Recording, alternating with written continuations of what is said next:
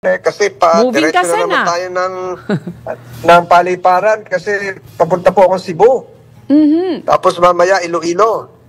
So, hindi ko na nasimulan yung programa dahil dyan. Kaya, pasensya na uli. Pero next week, full time na tayo. Yes, Dami yes, talagang Sentol. Oo, So, Sentol. ngayon, ang daming issue natin ngayon, lalong-lalo na yung sa Supreme Court decision ng Smartmatic. Maganda rin siguro sa susunod na programa, makuha natin yung COMELEC kung ano pa yung kanilang posisyon patungkol dito. Yes, Sentol. At ito nga, yung pupuntahan mong lugar, for sure mainit yan, Sentol. Yung area na yan ng Visayas. At nasa... Sobra. Nasa linya ng... sa Cebu. Para alamin natin, Sentol, yung epekto ng mainit na panahon, nasa ating linya ng komunikasyon, si El Nino Task Force spokesperson, Assistant Secretary Joey Villarama ng Presidential Communications Office. Good morning po, Ase. Kasama po natin si Senator Tol. Good morning, Senator Tol. Good morning, Ma'am Cecil at sa inyo mga taga-subaybay. Good morning, Asek. Good morning, Asek. Morning, Senator.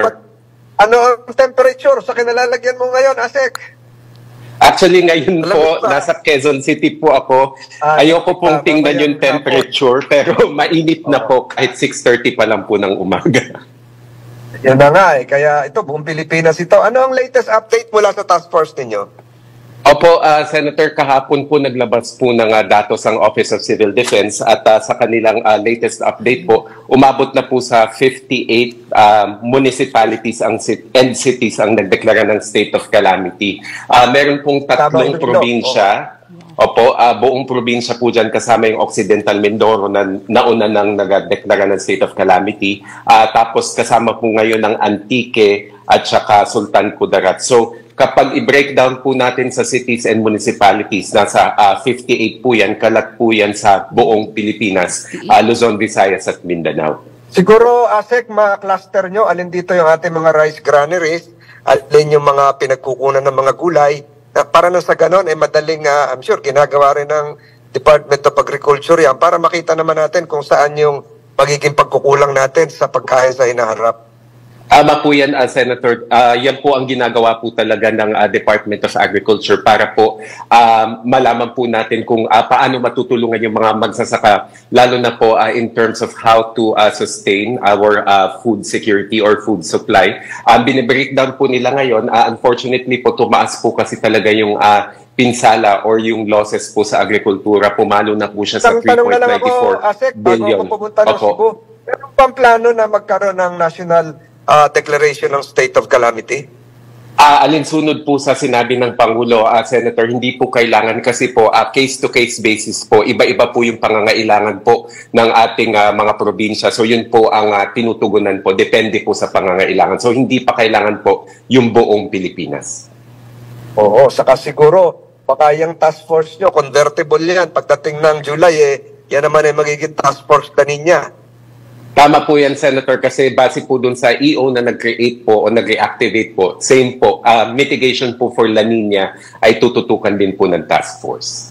Ayun. Cecil, ikaw, baka may katanungan ka bago ako magpaalam ng dahan-dahan at yes, Senator. Huwag mo nang pakawalan yan at marami mga matutugunan na katanungan mo. Yes, Senator. Asek, mukhang sanga-sanga na po itong epekto ng El Nino at tagtuyot, ano? At ramdam na po pati po sa food supplies, yun pong itlog, no? Meron pong statement, no, yung Philippine Egg Board na naapektuhan na rin po yung produksyon ng itlog at mukhang nag-translate po ito, hindi lang po itlog, no, iba pang mga bilihin, mukhang nag-translate na po ito sa presyo. No? Ano po ang ginagawang hakbang ng pamahalaan para ma-mitigate po yung epekto sa supply ng pagkain at sa presyo ng mga bilihin nitong El Nino? Opo, doon po sa presyo po ng pagkain po, sa simula pa lamang po ay tinututukan na ng DA at DTI po na wala pong magsamantala sa presyo po ng ating mga pagkain. Although I understand dahil nga po nawawalan po tayo ng supply dahil po sa pagkasira po ng mga pananim ng agricultural products gaya ng gulay, tapos ito nga po epekto po ng El Nino o ng init sa mga manok na naglilay po ng itlog, tinitingnan po kung paano po talaga hindi tumaas ang presyo. So, pag-uusapan po yan, sa ngayon po dapat po hindi po talaga malaki muna ang pagtaas ng presyo. Kaunti lang po kung obviously we understand na po ang ating poultry raisers at ang ating mga retailers po, meron po silang losses. Pero pag-uusapan po yan, pinag-uusapan po ng DA, DTI within the task force kung paano po maiibsan yan para hindi po maipasa sa consumer at this time.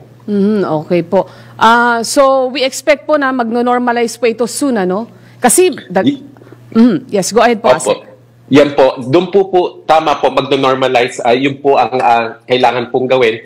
Pero po doon talaga sa mga nag-declare ng a state of calamity, alam na po natin na may price freeze pag na-deklara po yun. So, dapat po talaga walang magsamantala doon, lalo na doon po sa mga bayan po.